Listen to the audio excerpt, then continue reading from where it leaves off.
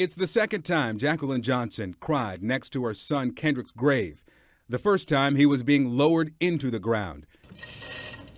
This time he's being pulled out of it. Did you ever expect you'd have to exhume his body?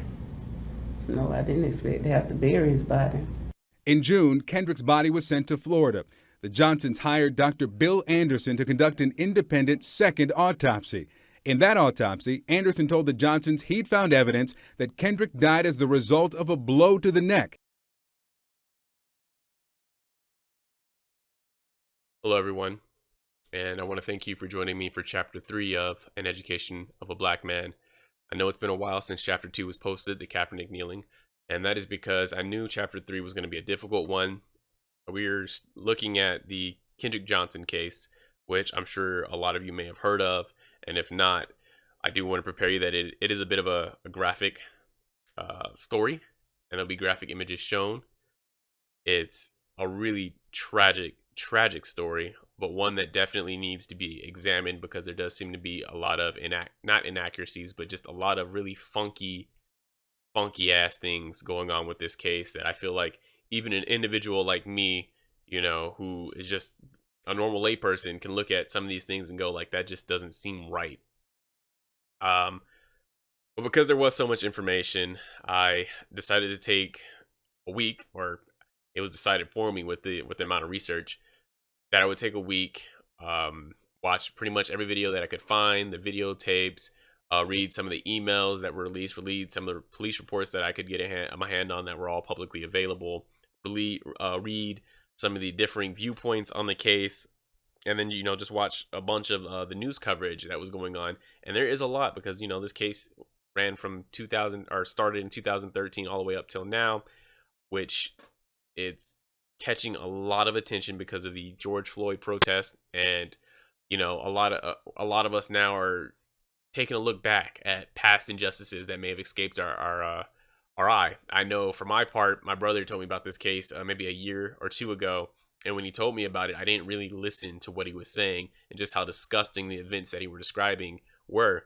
And it wasn't until about a month or so ago my brother brought it up again because it was something that was it weighed heavily on his mind. It really shook him. He lives out in Georgia, and he's just like, this, it's sick, it's wrong what occurred. And so when he told it to me again this past month, I really listened to the words, and I was like, that is disturbing what you're saying. If all of this really occurred, that is some of the nastiest shit I've ever heard in my life. And excuse my language in that moment, but it is truly disturbing what happened to this individual, to this young man. And even worse is I look at him, you know, and from what I've read, he was such a nice, maybe quiet, but really nice guy, you know, and he didn't deserve this headline, this story. And he certainly, if there was foul play involved, he certainly didn't deserve to go this long without justice being served. And upon saying that, I want to make it clear that I'm not doing a condemnation video. There are people that have been associated with his murder, two brothers to be exact, and I will include some of the evidence that is provided that kind of details why some people seem to think that these two brothers were involved. I don't know. I wasn't there. And at the end of the day, the only people who truly know what happened that day is Kendrick Johnson and whoever may or may not have been in that room with him. But I think it's important to note that we shouldn't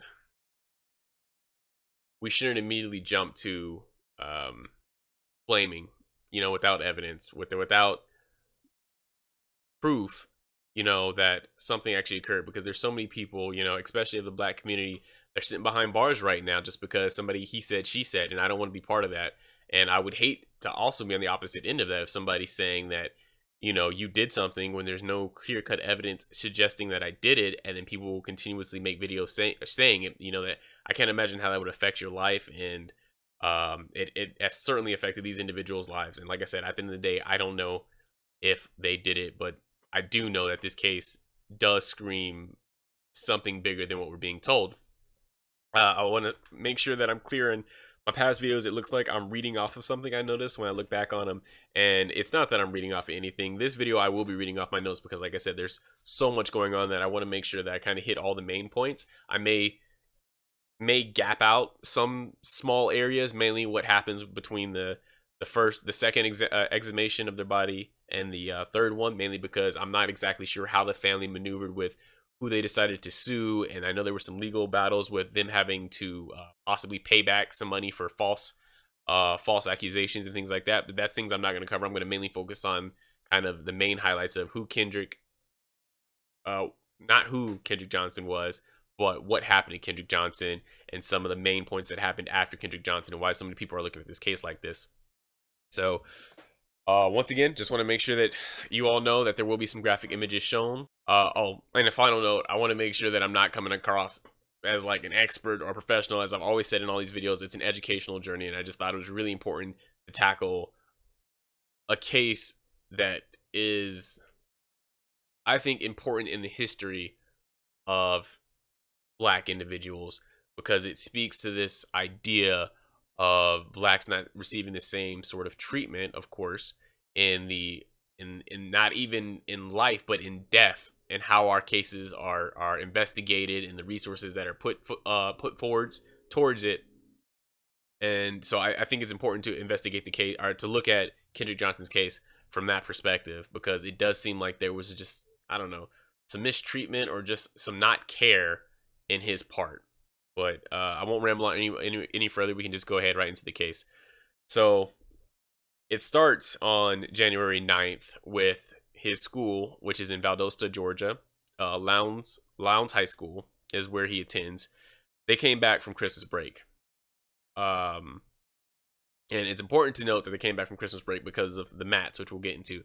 But on January 10th, we have video footage from the school that shows Kendrick Johnson from 3 different positions. The first position we see Kendrick Johnson is in line in a cafeteria. He just normal kid standing there waiting for lunch. Second time we see Kendrick Johnson is walking down a hallway.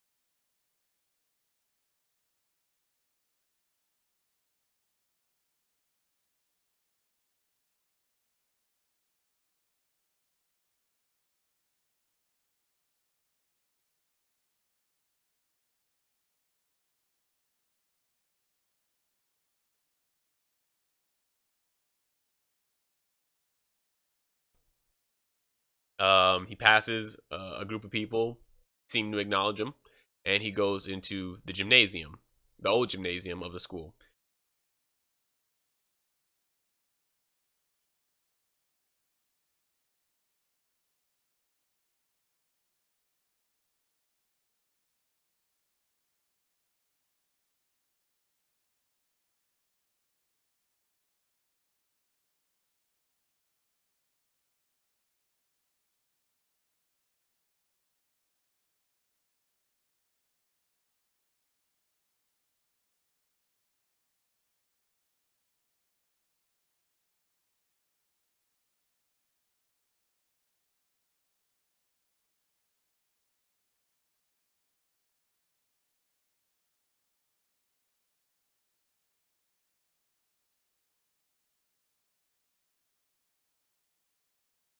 Third and final one is inside, kind of to the right.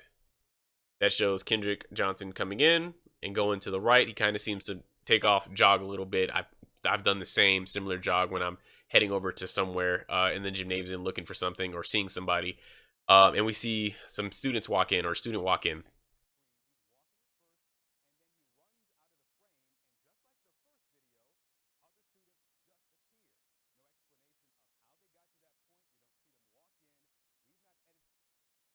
That's the last time we see Kendrick Johnson on tape or on footage.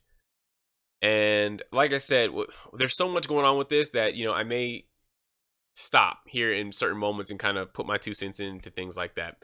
But after this moment, several things happen. There is another camera that shows the mat area in the background there, kind of the area that Kendrick Johnson was running towards, but it never shows Kendrick Johnson actually going over towards the mats. It doesn't show Kendrick Johnson on top of the mats, which is also important, but it does show people over in that area, but the footage is so blurry that you can't make out faces, you can't make out who is over there. The second thing is, somewhere around this point, it's posited that Kendrick Johnson died. And sorry if the light just went on. I think the sun just got covered up over here. But it's interesting to note that when you see the security footage, it jumps. It seems like there's time periods missing.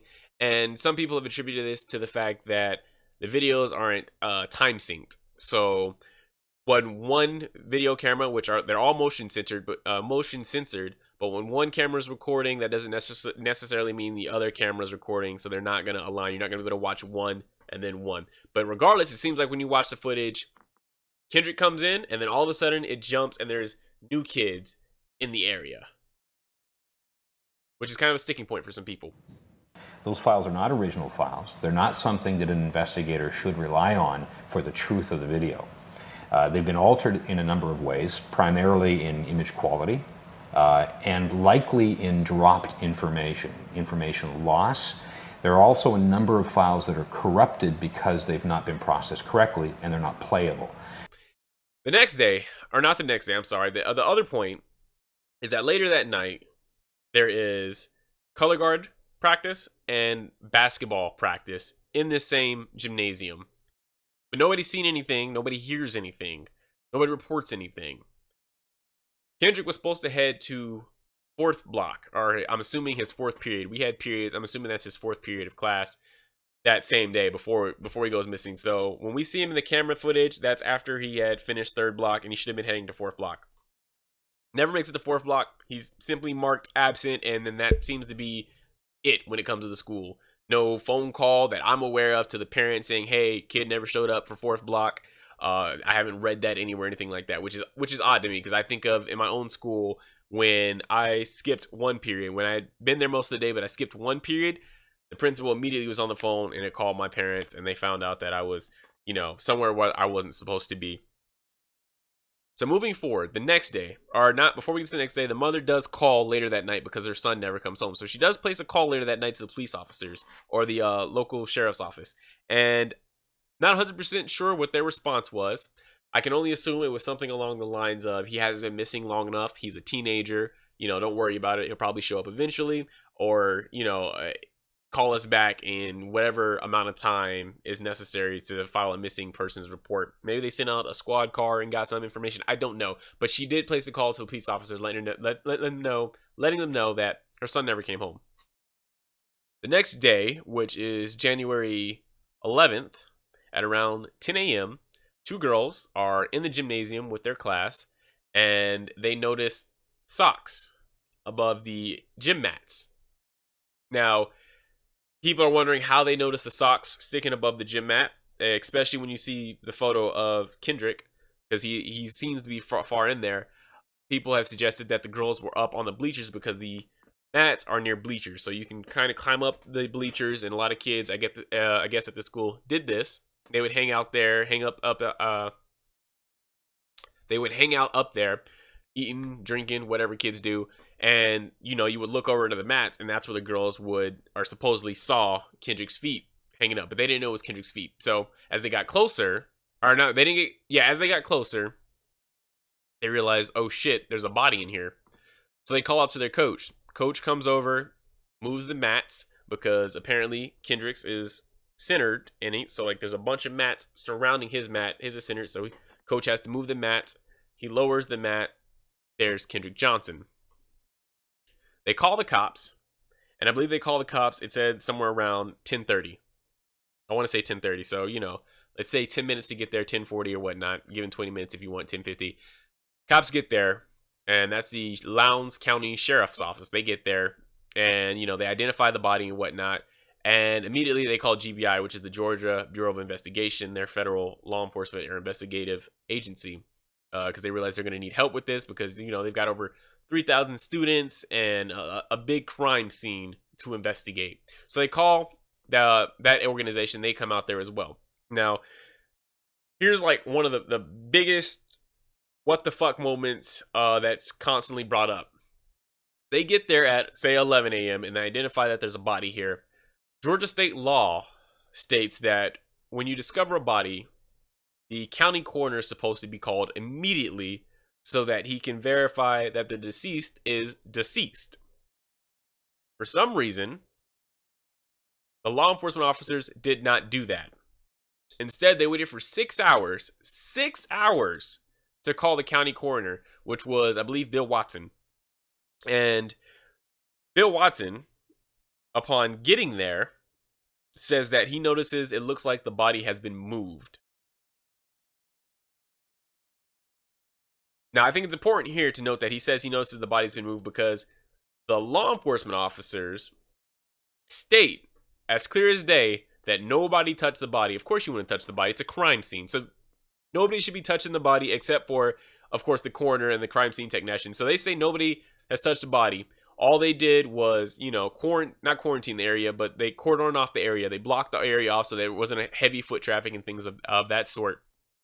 And then they started from the outside in is their reasoning they give for why they didn't call the coroner's office immediately. They said that they wanted to make sure that they properly evidenced and collected the area and kind of established what was going on before they called the county coroner's office. In fact, the sheriff came out and said that there's an unwritten rule between law enforcement officers and the county coroner offices, not just his, but the counties, or the multiple counties coroner's offices, that you don't call the coroner's office until you're absolutely ready for them to go check out the body, so that they're not waiting in the parking lot for clearance to come inside. Which is funny because Bill Watson, the sheriff's own coroner, is like, why the hell didn't you call me? That should have been your first step. Like that's a big overstatement. So it seems like everybody's coroner is part of this unwritten rule, or they know about it except his own.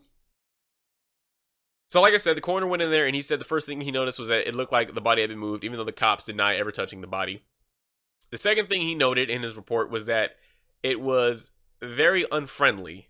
The cops weren't very helpful in helping him with, doing his job in analyzing and examining the body for whatever he does at that moment right there. So those are two important things to note there as well.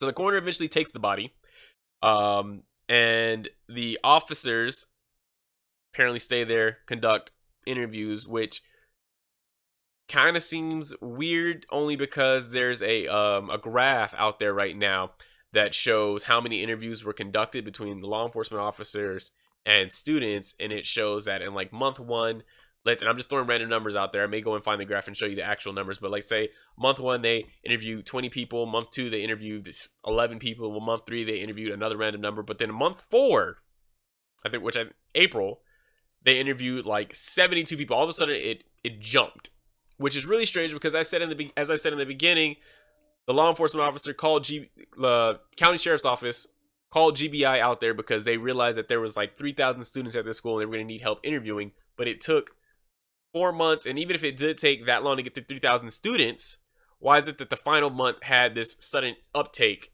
in students being interviewed? It's also important to note that in these interviews, only 2 students refused to be interviewed, and those 2 students are the ones that are commonly associated with the foul play of Kendrick Johnson. Like I said, I'm not going to say names because I'm not doing this condemnation video, but those are the 2 who refused to be interviewed. There's also some people who have said that certain students, black students in particular, were threatened or told not to say certain things in their interviews for fear of being told that told that they wouldn't graduate if they said something negative or the wrong thing. I don't know how true that is, but it's, like I said, it's just another theory out there. Anyway, moving on with the case. So the coroner does his investigation. Now, the family's not allowed to see their body. They want to go in there and see their son, but they're being told that they can't do it. And the coroner's office falls under the jurisdiction of the sheriff's office, which is another theory rabbit hole that people have kind of dived down. And it looks like the sun is going down again, of course. So the coroner conducts his investigation. And within 24 hours, just 24 hours, 3,000 students, big crime scene, took 6 hours to get the coroner even out there. But within 24 hours, he declares...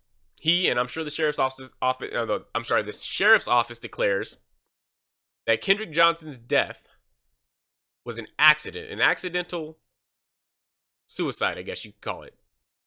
And he died from positional asphyxiation, and I can't seem to say that without like slurring or putting this on it, but that's what they're claiming that he died from. And the story that they give to the family is that Kendrick Johnson went to the gym, as we saw in the footage, and ran off to the right.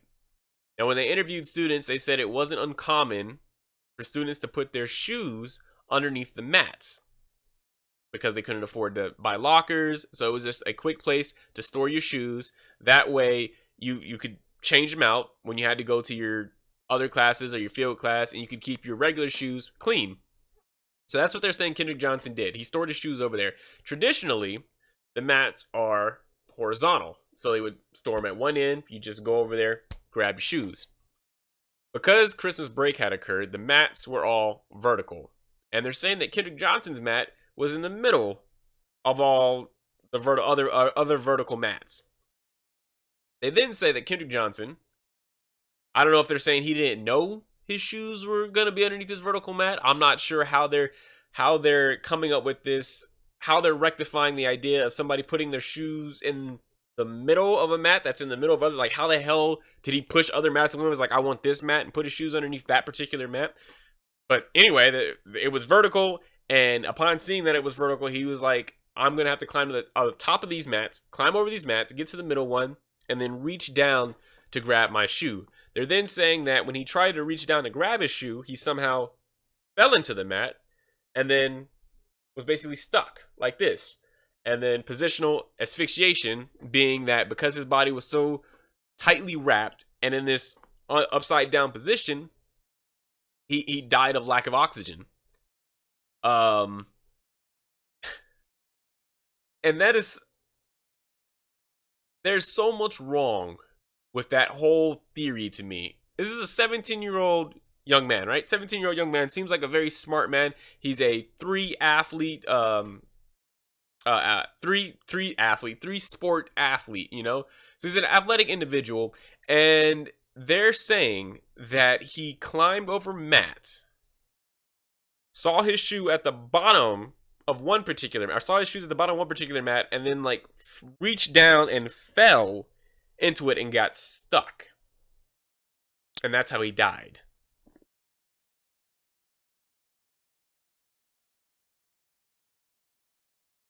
That just doesn't sound right. I can't imagine myself, starting with just the dimensions. These mats apparently are about 6 feet high. Kendrick was just shy of 6 feet. This young man fell. Oh, I'm sorry. We're forgetting one more measurement. The diameter of these mats was apparently 14 inches. Kendrick's shoulders were 19 inches. 14 inches, 19 inches.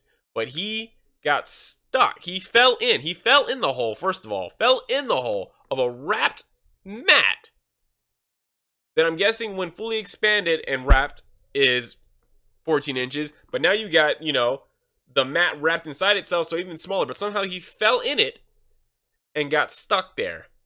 Also important to note is that I mentioned earlier with the videos, there were people inside the gym. So nobody saw the kid that was just shy of 6 feet fall into the mat. Like, I don't think it was a quick, like, because if it was a quick fall into the mat, you would think he would just go straight to the bottom. There's nothing to be stuck if it's a quick fall. So it'd be a slow stuck, right? And you would, I guess, kind of sink as you're trying to wiggle your way out. Nobody in this gym, middle of the day, there were kids in the video. Nobody saw Kendrick's feet sticking out in the air. And then on top of that, I'm sure the young man, if he's getting stuck, is going to scream. He's going to yell. He's going to say something. Hey, help me. Nobody heard anything? So a really weird theory to put forth for this young man. Then we have the issue of his shoes. You see, if you look at the photo, he's in there. He is midway through this entire mat. But his own the shoes he was wearing, not the ones he was supposed to change into, but the shoes that he was wearing were off of his feet. They were no longer on his feet. They were behind his feet, as you can see. So when did that occur? When in this story of him falling into the mat did he also take off his shoes and put them behind himself? You can see now how, like, the story, it's not tracking. Shit's not making sense. And I feel like even for a layperson like myself, it's clear to poke holes in, like, wait, what? What the hell are you coming up with here? And I don't think it's this big grand conspiracy theory, even though we still got more to go here. But I do feel like it speaks to this idea of black cases are handled differently. It's almost like you're written off of, like, oh, well, that was stupidity, and then goodbye. Black people aren't stupid. We wouldn't fall into a mat that does it and then take our shoes off and put it behind our feet. But let's move forward, right? Let's move forward. So within 24 hours, that's what they're given. That's the cause of the death for their son. So of course, the family is not rolling with this. This doesn't sound right. They're not believing this. But then they also see their son's face. Their son's face, and warning, this is where it gets a little graphic. Their son's face, to me, and to them, was brutalized. Now, as I said, he supposedly died of the asphyxiation from being upside down, and they're saying that the blood pooled in his brain, and then it even began to leak out of his eyes and his ears, all of his orifices, right, and drip down, which is a whole nother thing too, because there were supposed to be shoes, remember, underneath him, right? Even then, I can't imagine that with your blood, it doesn't look like blood pooled to his face. It doesn't look swollen in the sense like, oh, I had a lot of blood here. It looks swollen as in I just got in a street fight and somebody whooped the dog shit out of me. When I see this photo, it almost immediately, as soon as I saw it, I was like, that looks like Emmett Till. And I'm sure some of you have seen that photo as well. And when Emmett Till was brutally attacked by white men, the young 14-year-old boy. And his face was also just swollen and just bruised and disfigured, almost exactly like this young man here, Kendrick Johnson.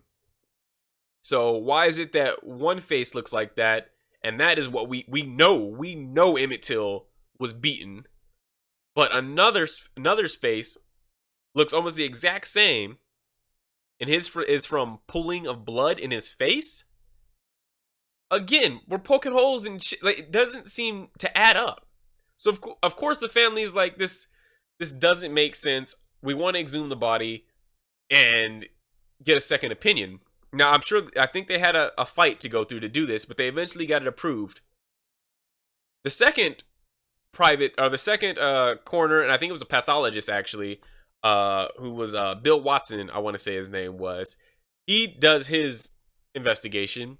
And he determines that it wasn't positional asphyxiation that killed this young man. He says that it was blunt force trauma to the right side of his neck. Blunt force trauma to the right side of his neck is what took Kendrick Johnson's life, according to this pathologist. Now, some people have attributed this to a 45-pound dumbbell being slung against Kendrick's neck. I don't know. I couldn't find too much evidence in support of that. But that is what's kind of being attributed to it.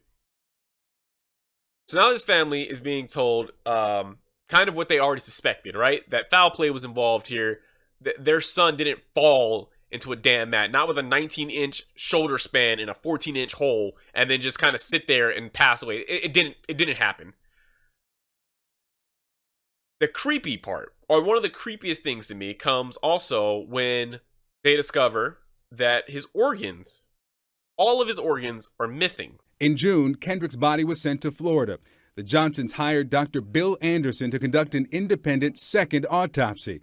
In that autopsy, Anderson told the Johnsons he'd found evidence that Kendrick died as the result of a blow to the neck, and not accidental asphyxia after slipping into a rolled gym mat at school, as investigators in Georgia had said. But what Dr. Anderson did not find shocked them. When we got the body for the second autopsy, that organs, the heart, lungs, liver, etc., were not with the body. The brain? The brain, they were all absent.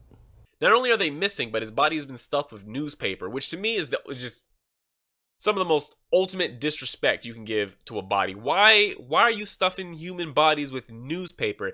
We have been let down again. And when we buried Kendrick, we thought we was burying Kendrick, not half of Kendrick. I'm not sure at this point who did not return the organs to the body, but I know when we got the body, the organs were not there. So CNN contacted the two entities that had custody of Kendrick's body and access to his organs: the Georgia Bureau of Investigation, which conducted the first autopsy in January, and Harrington Funeral Home, which the Johnsons chose to embalm and prepare Kendrick's body for burial days later. A spokeswoman for the state tells CNN after its autopsy, the organs were placed in Johnson's body, the body was closed, then the body was released to the funeral home.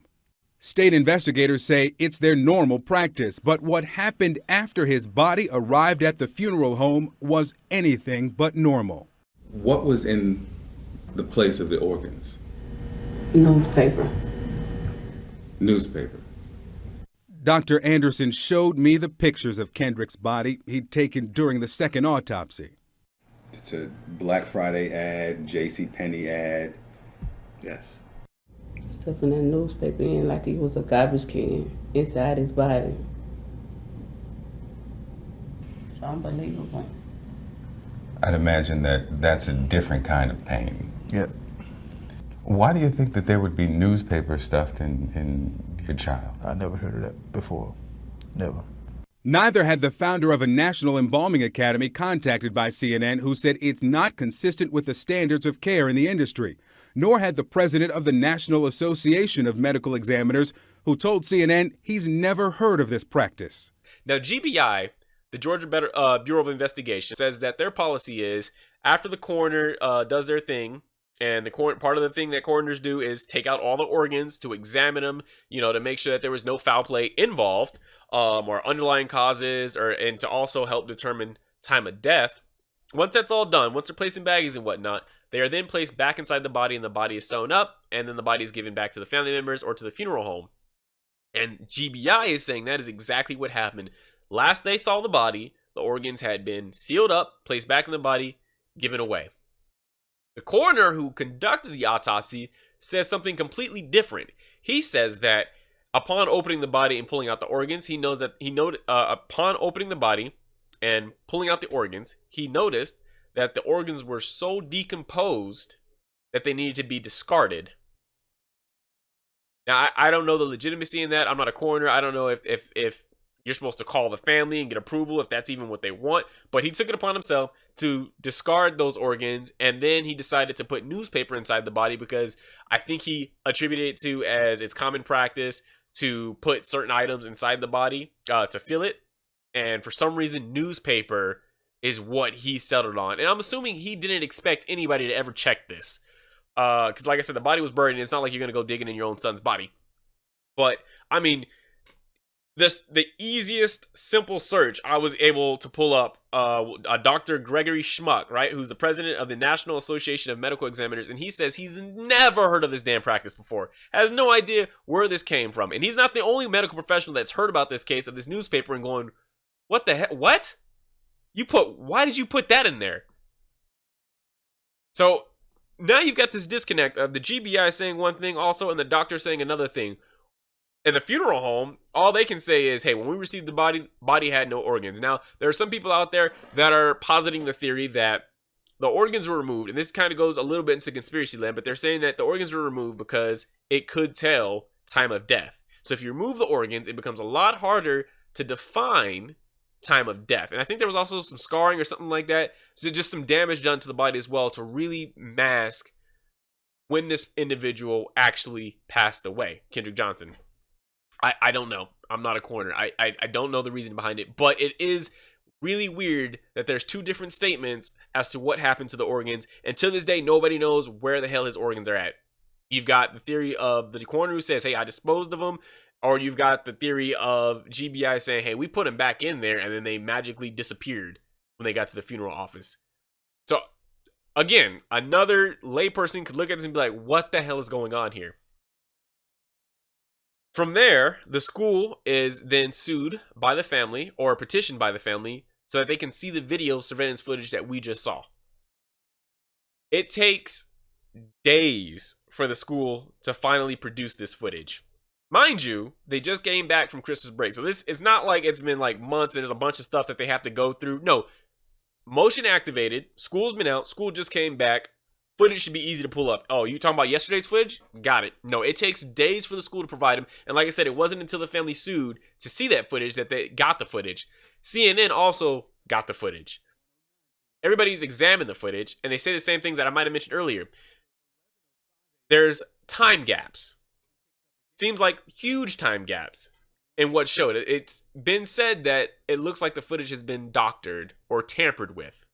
Because as we saw, Kendrick Johnson goes into the gym, kind of goes off to the right, does a little jog. It looks like the same jog you would do if you're going to go get your shoes, right, from underneath the mat somewhere, okay?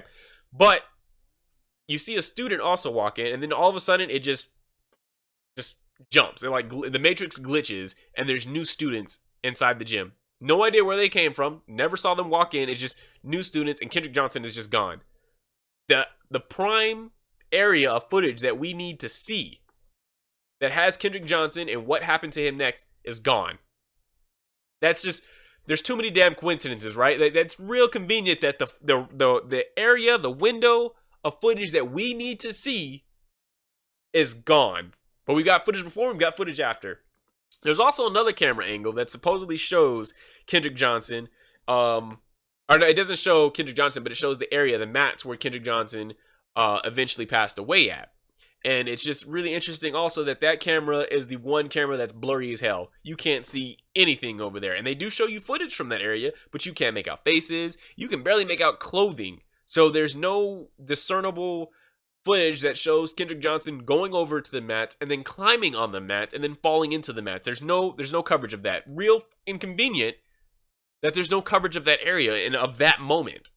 So now we're kind of at where we're at now, because law enforcement, and this is multiple law enforcement. This is GBI. This is the county sheriff's office, the Lowndes County Sheriff's Office. This is the FBI, all saying that at the end of the day, there's insufficient evidence to suggest that foul play was involved in the death of Kendrick Johnson. Even though from what I just said right there, the evidence is simply in the story. The story doesn't make no damn sense. The story doesn't make sense, and there's too many weird things going around with, taking 6 hours to call somebody, taking so long to get all these damn interviews done, months to get these interviews done, the coroner deciding to dispose of organs and instead stuff them with newspaper, the individual's face looking more like it was brutalized than suffocated, and we didn't even get to the blood. As I mentioned earlier, they said the blood dripped out of him. He'd been pulling in his brain, his head for so long, being upside down, that it started to leak from his eyes and his ears. And like we said, the shoes were supposedly underneath him, right? So we've got the mat, shoes down here, Kendrick right here. If there's blood pooling and then dripping from his head, shouldn't those same shoes be soaked in blood? Apparently not, because we have photos from the scene that show the blood, and it also shows the shoe that Kendrick was going for, but it's not covered in blood. In fact, it has no blood on it. It's almost like the shoe was placed there above the blood. There's also the fact that at the scene there was another set of shoes and a hoodie, really in real close proximity to where Kendrick eventually rested, or was eventually passed away, or where his final place of rest was. The cops did not collect this evidence, which is real strange, because the cops said for 6 hours the only reason they didn't call a coroner is because they were doing their due diligence. They were talking to people, they were collecting evidence, they were securing the scene, but nobody saw or thought it was prudent to collect the hoodie and shoes that were right next to You know, like, at least let's identify who they belong to so we can talk to that person. They literally never picked it up. They were asked about it. Why didn't you pick it up? And they said it didn't seem prudent to the case. Now, just a layperson here. A layperson who has a little experience in law enforcement, 5 years of law enforcement for the military. And again, layperson though. When it comes to evidence, you collect every damn thing. At least that's what I was taught. You collect everything and then you can rule things out. But you don't just skip over something so big as shoes and a hoodie just because it's a school. No, this is all an active crime scene, which means everything in this crime scene needs to be examined to make sure that when we say this is an accident, this was an accident. Other evidence that was included that was kind of looked past was that near the mats where Kendrick lay, there was a vertical beam or wall that had blood on it. And then there's a bathroom trash can where one of the individuals who's been associated with Kendrick's murder, or Kendrick ending up passing away, went to, and another video footage changed in and came back out of. And in the trash can that's in the bathroom, there was blood. Now, they did test the blood, and it's weird here because they didn't test it for who it could belong to. They tested it to make sure it wasn't Kendrick's, and it did come back. For their credit, it did come back not belonging to Kendrick. That was the blood on the wall and the blood in the trash can. Both of it said not Kendrick's. But why was there no? And you know what? Even as I'm saying it, I guess it would be hard to determine whose blood it was, because what are you going to do? Go and take blood from all 3,000 students? So I guess that argument to me does seem a little bit null. I don't know how you would be able to determine whose blood it was unless that blood was already on file, and then you have to get access to those records and things like that. But they did say that the blood in the trash can, they didn't too much care about because they attributed it to a cheerleader who had been hurt days prior or the day of, and had dropped the blood in that wastebasket. So now you've got just this mountain of evidence that suggests something, if not malicious, weird occurred here.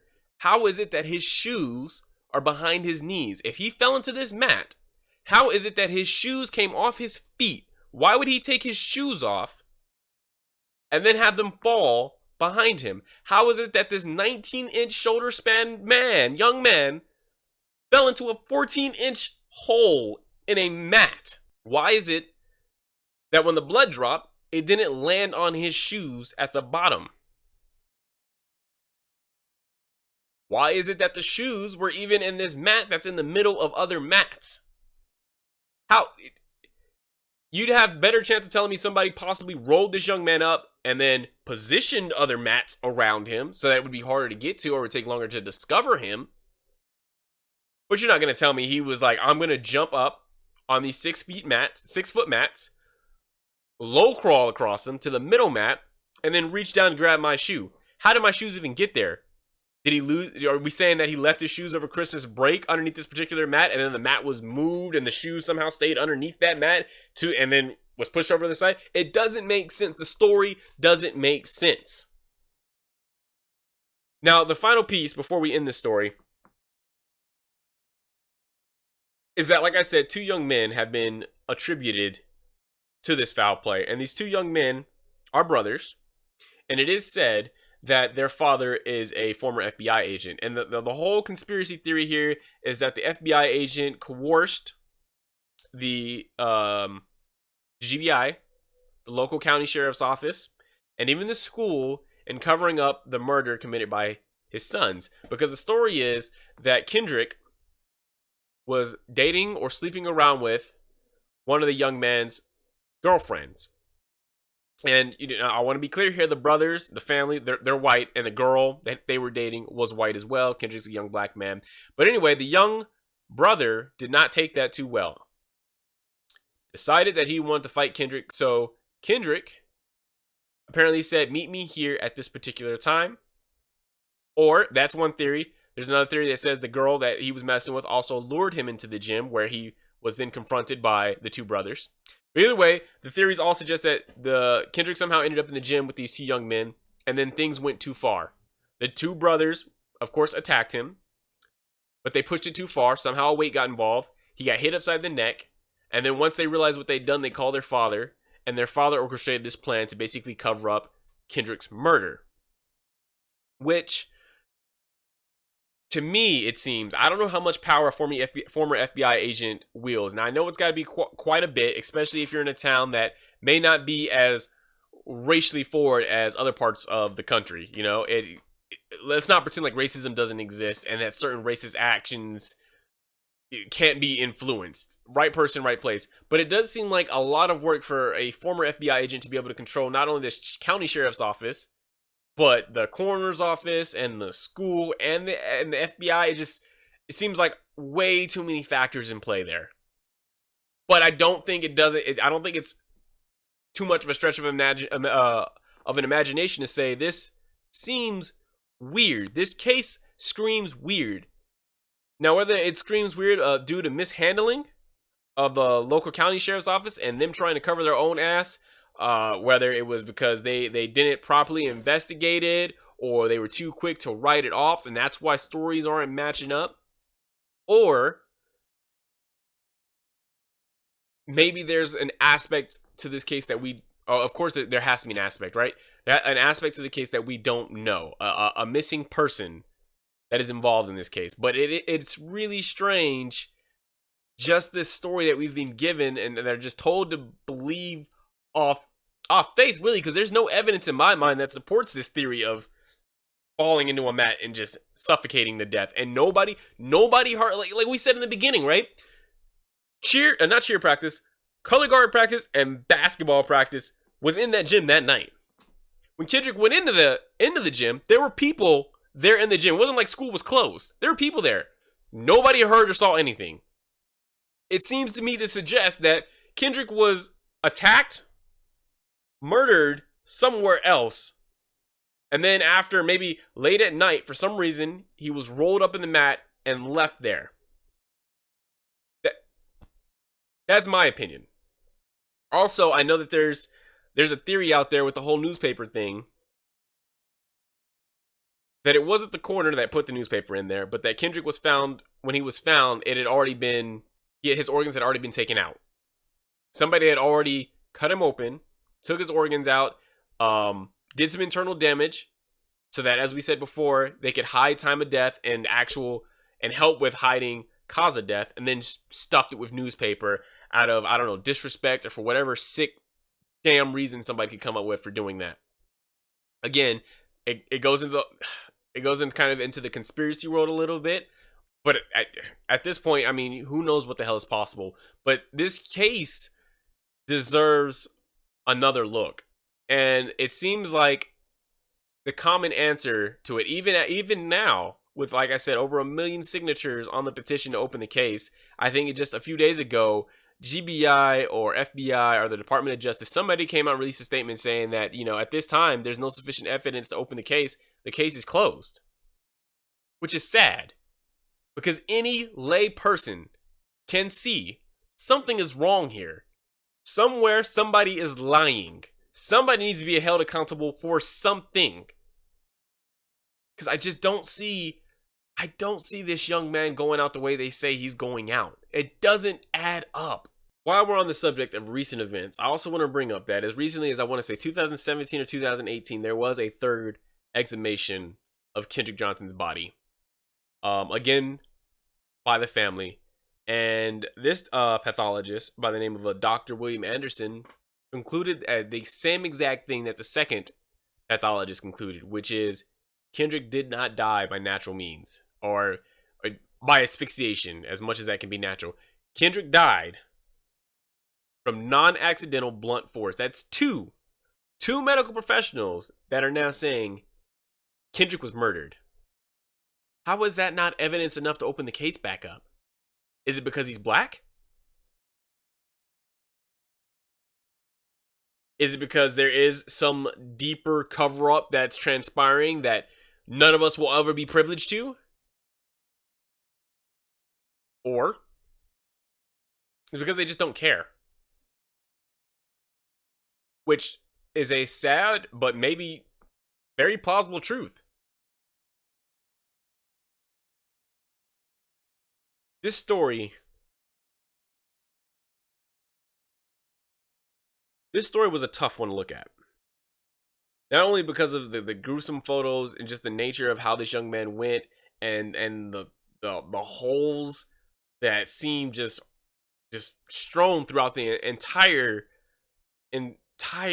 narrative being painted here, but because the family, for one, and watching them struggle for, like I said, this is back in 2013. We're in 2020 now.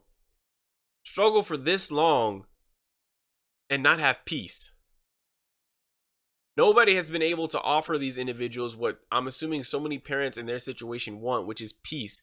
To know for sure that what happened to their son, or what they're being told happened to their son, actually happened, or that true justice has been served, and that their son did not die not only in vain, but being forgotten by a racist, broken system.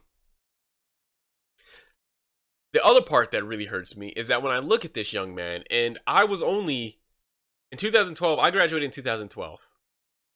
Now, he was a 17-year-old, which means he was, what, a junior or a senior in high school when this happened to him. And that places him right below me, but it also places him in really close proximity to my own brother. And so when I see this young man, I see my younger brothers, and I think about how I would feel if somebody came to my house and tried to spew some bullshit about my brothers climbing into a mat and dying. It doesn't scream true. Let's call bullshit when we see bullshit. And this screams bullshit. I can't imagine for over 8 years finding new evidence, finding medical professionals that will look you in your eye and say, your son was murdered, and feeling like I don't have the power to affect the necessary change, and then knowing with each passing year it's going to be harder and harder to prove that my loved one was taken from me.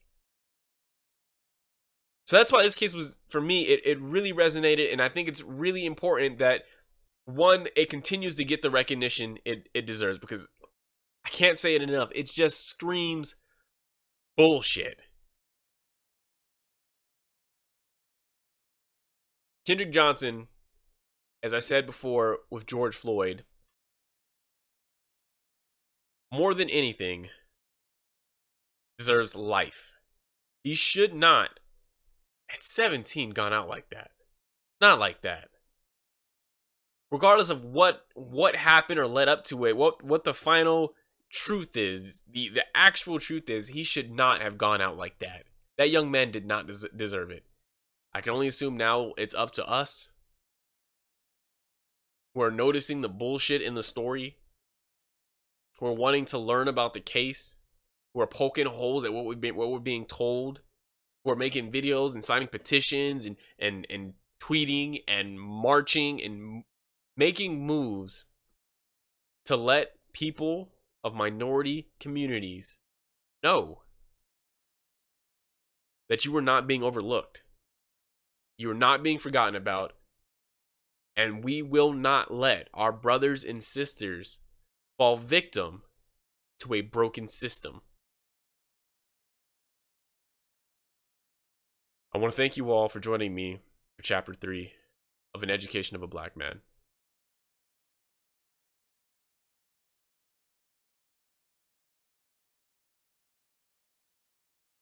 Rest in peace to my young brother, Kendrick Johnson.